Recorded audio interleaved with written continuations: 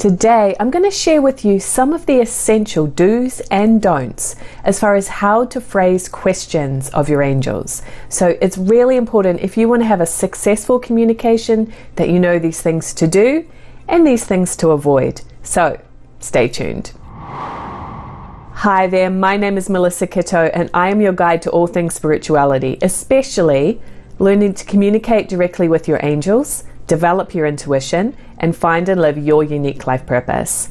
If you are new here, please like this video and hit that subscribe button so you can stay tuned with these weekly videos that I post.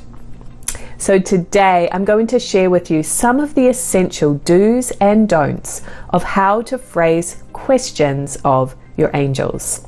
So if you do these things and avoid these don'ts, you are going to have much more success. This is the kind of stuff that nobody taught you at school. Your parents probably didn't say anything about this. And so if you have been struggling to have a successful communication with your guides or angels, if you're not trusting what you're getting, if you're second guessing yourself, these tips today are really going to help you to have more success. So although I like to be a positive person, in this case I'm actually going to start with the don'ts. Here are some essential things not to do as far as how to phrase questions of your angels. So don't use should or supposed to. If you ask your angels, should I do this? Am I supposed to do this? You are likely going to get no answer at all or a confusing answer, because your angels just won't answer that kind of question. There really is no such thing as should. There's nothing out there that's telling you this is right path for you, this is the wrong path for you, this is what you should do, this is what you shouldn't do. We buy into that concept. It's prevalent in our society. But if you really take a step back and see your life from a bigger picture spiritual point of view, you always have choice. There is no right and wrong.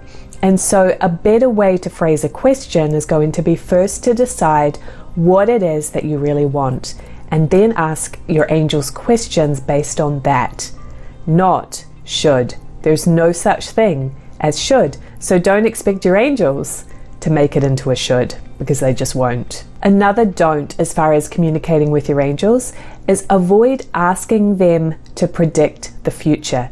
If you phrase a question beginning with will I, something or other, will this happen? That is a no-no. That is something to avoid, because guess what? Although somehow we think that we should be able to predict the future, that psychics are out there predicting the future for us, I don't know where that belief really came from, because the future is always changing. It's changing based on other people's free will, things that might show up in the environment that you didn't expect. It is out of your control. And so there are certainly trends that could occur in the future. There are things that, if things stay in alignment as they are now, it's likely to unfold in a certain direction, but that can always change. So don't expect your angels to suddenly be able to be all-knowing and know what's going to happen in your future. And guess what? Your future is not really dependent on what your angels say.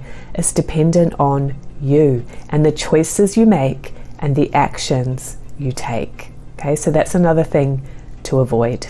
And another don't for you today is don't ask questions about what other people are doing and thinking. It's not your business. Everybody has their own angels. So if you ask questions about what is that person thinking, do they love me, are they going to ask me out on a date, it's really not your business, and your angels are not going to answer that kind of a question.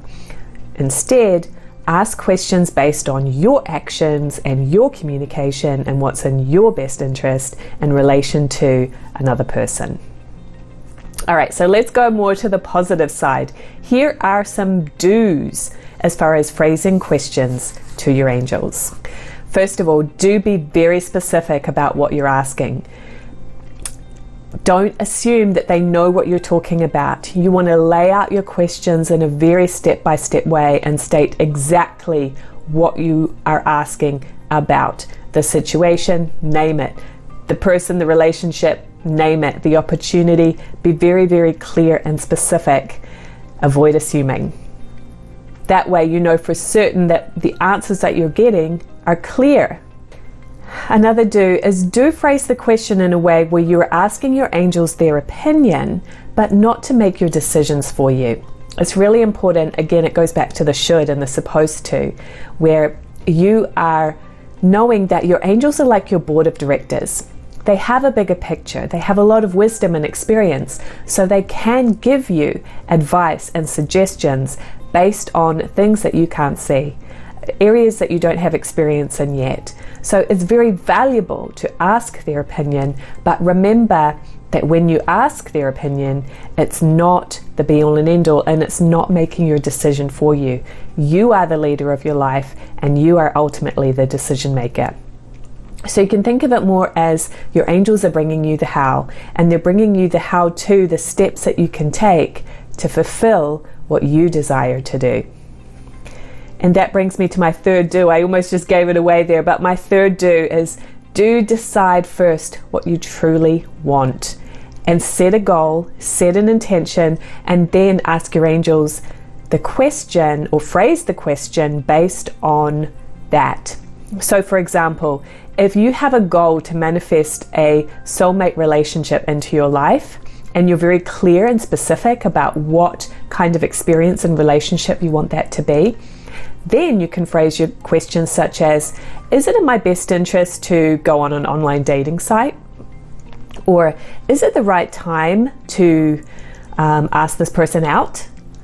Is it in my best interest to ask this person out? Is it a good idea? And so those kind of things, and you can see how in that example, you're phrasing the questions based on your end outcome and your goal. And that's where the magic can happen. That's where your angels will really, really help you. So if this sounds intriguing to you, if you want to go deeper and really learn the tools on how to connect with your angels, I invite you to a free online class that I have coming up very soon. You can go ahead and sign up for that at communicatewithangels.com/webinar. When you go to that page, you're going to see that there are a few dates and times available where I'll be repeating the class, so you can choose the date that's best for you and show up live for the best experience. It's all about the 3 essential keys to having a successful communication with your angels. So it's really valuable to know this information so that you can now start to have a relationship and a connection with your angels. So I really look forward to seeing you live on that online class coming up the first couple of weeks of June 2021, and see you there live.